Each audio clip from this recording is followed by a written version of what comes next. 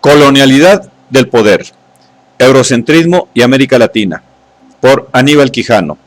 9. 3. Eurocentrismo y experiencia histórica en América Latina. Mayoría india, negra y mestiza. El imposible moderno Estado-nación.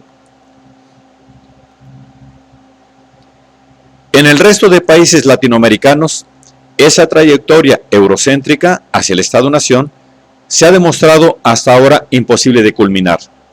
Tras la derrota de Tupac Amaru y de Haití, solo en los casos de México y de Bolivia se llegó tan lejos como se pudo en el camino de la descolonización social, a través de un proceso revolucionario más o menos radical, durante el cual la descolonización del poder pudo recorrer un trecho importante antes de ser contenida y derrotada.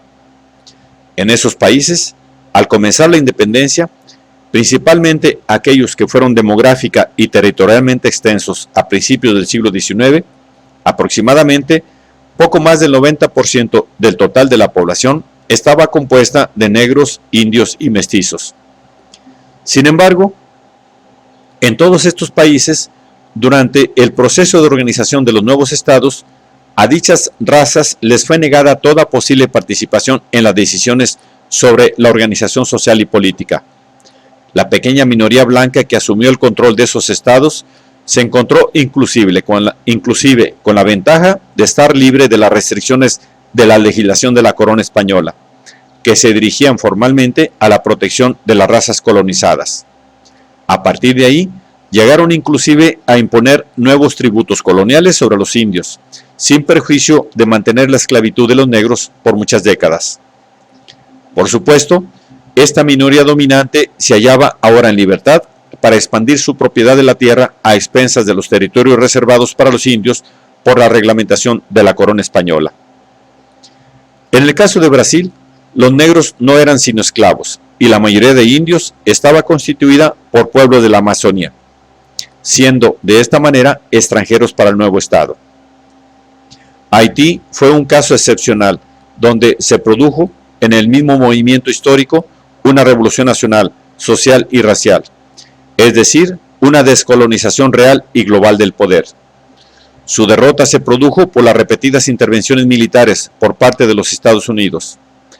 El otro proceso nacional en América Latina es el Virreinato del Perú, liderado por Tupac Amaru II en 1780. Fue tempranamente derrotado. Desde entonces, en todas las demás colonias ibéricas, los grupos dominantes tuvieron éxito en tratar precisamente de evitar la descolonización de la sociedad mientras peleaban por tener estados independientes. Tales nuevos estados no podrían ser considerados en modo alguno como nacionales, salvo que se admita que esa exigua minoría de colonizadores en el control fuera genuinamente representante del conjunto de la población colonizada. Las respectivas sociedades, fundadas en la dominación colonial de indios, negros y mestizos, no podrían tampoco ser consideradas nacionales, y ciertamente mucho menos democráticas. Esto presenta una situación en apariencia paradójica: estados independientes y sociedades coloniales. La paradoja es solo parcial o superficial. Sin embargo, solo cuando observamos con más cuidado los intereses sociales de los grupos dominantes de aquellas sociedades coloniales y sus estados independientes. En la sociedad colonial britanoamericana, ya que los indios constituían un pueblo extranjero, viviendo más allá de los confines de la sociedad colonial, la servidumbre no estuvo tan extendida como en la sociedad colonial de la América ibérica. Los siervos, traídos de la Gran Bretaña, no eran legalmente siervos, y luego de la independencia no lo fueron por mucho tiempo. Los esclavos negros fueron de importancia básica para la economía, pero demográficamente fueron una minoría.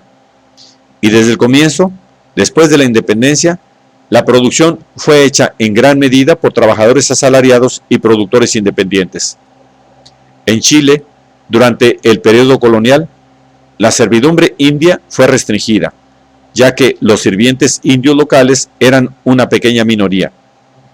Y los esclavos negros, a pesar de ser más importantes para la economía, eran también una pequeña minoría.